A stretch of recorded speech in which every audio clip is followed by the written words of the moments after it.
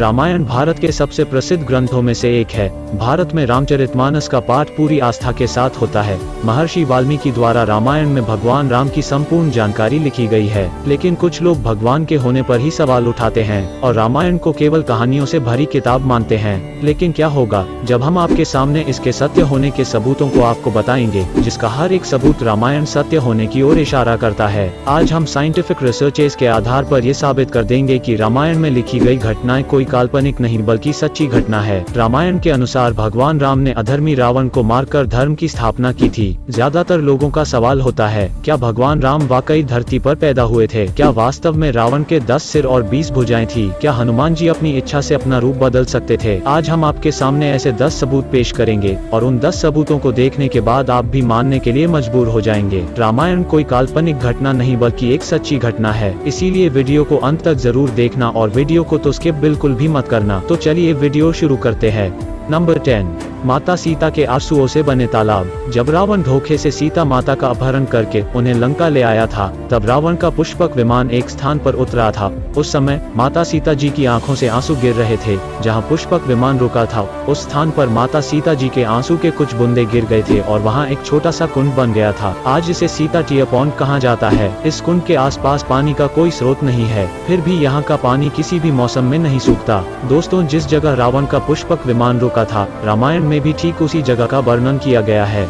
Number 9, Ravan के हवाई अड्डे। श्रीलंका की रामायण रिसर्च टीम ने रावण के 4 हवाई अड्डे खोजने का दावा किया है। पिछले 9 साल से ये कमेटी श्रीलंका के कोने कोने की छानबीन कर रही थी। यहाँ उन्हें कई जानकारी और अवशेष मिले हैं, लेकिन पिछले 4 सालों में लंका के दुर्गम स्थानों की खोज के दौरान रावण के 4 हवाई अड्डे हाथ लगे थे। कमेटी के प्रेसिडेंट अशोक कैंट का कहना है, रामायण की लंका वास्तव में श्रीलंका ही है। यहाँ उसान गोडा, गुरुलोपोथा, तोतुपोला कंडा और वरियापोला नामक 4 हवाई अड्डे मिले हैं, जो कि सीधे रावण की हवाई अड्डे की ओर इशारा करती है।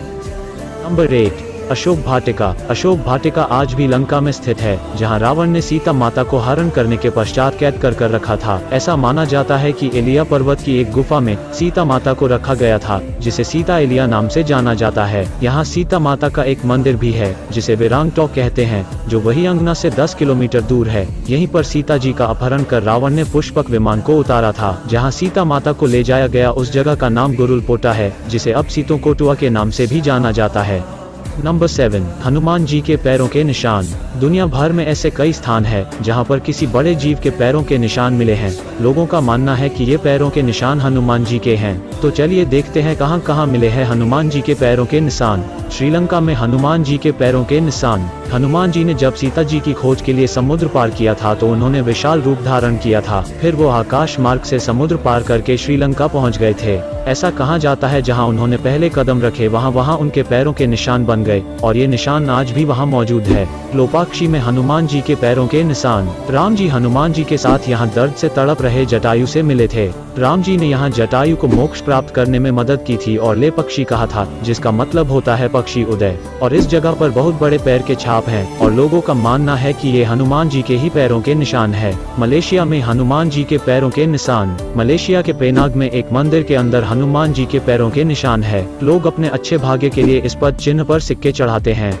नंबर 6, हनुमानगढ़ी। रामायण के अनुसार जब सीता माता का अपहरण हुआ था, तो राम जी की मुलाकात हनुमान जी से इसी जगह हुई थी। राम जी से मिलने से पहले हनुमान जी हर रोज एक स्थान पर श्री राम का इंतजार किया करते थे। आज उस स्थान को हनुमानगढ़ी के नाम से जाना जाता है और जब सटीक वक्त आया तो राम जी ने हनुमान जी को उसी जगह पर अपने दर्शन दिए थे। रामायण में भी इसका उल्लेख किया गया है। नंबर 5, आप सभी संजीवनी बूटी के बारे में तो जानते ही होंगे। जब लक्ष्मण जी को शक्ति बाण लगा था, तो इसी संजीवनी बूटी से उनके प्राण वापस आए थे। आपको जानकर हैरानी होगी, आज भी इस जगह ये पर्वत मौजूद है। रामायण में संजीवनी बूटी से लक्ष्मण जी के प्राण वापस लाने और हनुमान जी द्वारा पहाड़ लाने के बारे में सभी जानते हैं। वेद सुशील ने संजीवनी को चमकीली और विचित्र गंध वाली बूटी बताया है। संजीवनी पर्वत आज भी श्रीलंका में मौजूद है। बाद में हनुमान जी ने इस पहाड़ के टुकड़े कर इसे श्रीलंका में फेंक दिया था। जहाँ जहाँ इस पहाड़ के टुकड़े गिरे, वहाँ के पेड़ पौधे और जड़ी बूटी बाकी जगहों से अलग होते हैं।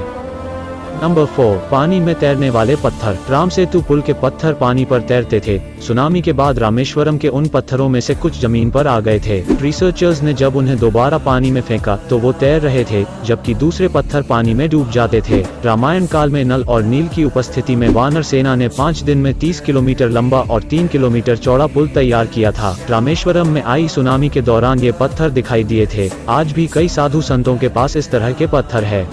नंबर 3, सुग्रीव की गुफा। बाली के डर से सुग्रीव जिस गुफा में रुके थे वह गुफा आज भी मौजूद है। रामायण के अनुसार बाली ने तुदुम्बबी नामक राक्षस को मारकर उसका शरीर कुछ दूर फेंक दिया था। हवा में उड़ते हुए तुदुम्बबी के खून की कुछ बूंदें मातंग ऋषि के आश्रम के ऊपर गिर गई थी। ऋषि ने अपने तप के बल पर यह जान लिया था कि ये किसकी हरकत है। फिर क्रोधित ऋषि ने बाली को श्राप दिया कि अगर बाली कभी भी ऋषि के पर्वत के क्षेत्र में आएगा तो उसकी मृत्यु हो जाएगी। सुग्रीव को राज्य से निकाले जाने पर वो इसी जगह आए थे, क्योंकि सुग्रीव जानते थे कि बाली यहाँ नहीं आ सकता। यहीं पर उनकी मुलाकात राम जी से हुई थी। बाद में राम जी ने बाली का वध किया और सुग्रीव को किष्किंधा का राज्य वापस लौटा दिया था। नंबर 2, कोंडागट्टू। रामायण के अनुसार हनुमान जी के लंका जलाने के बाद रावण डर गया था और उसे बार बार ये डर सता रहा था कि हनुमान जी दोबारा से लंका पर हमला न कर दें। इसलिए रावण ने सीता माता को अशोक वाटिका से हटाकर कोंडागट्टू में रखा था। पुरातत्व विभाग को यहाँ कई गुफाएं मिली है जो सीधी रावण के महल तक जाती हैं। नंबर 1, रामलिंगम। रावण को मारने के बाद भगवान राम को पश्चाताप करना था, क्योंकि उन्होंने एक ब्राह्मण को मारा था। इसके लिए उन्होंने भगवान शिव की आराधना भी की थी। भगवान शिव ने राम जी को 4 शिवलिंग बनाने को कहा था। उसके बाद एक रेत का शिवलिंग सीता माता ने बनाया था। 2 शिवलिंग हनुमान जी कैलाश से लेकर आए थे और एक शिवलिंग भगवान राम ने स्वयं अपने हाथों से बनाया था, जो आज भी इसी मंदिर में स्थित है। इसीलिए इस जगह को रामलिंगम कहते हैं।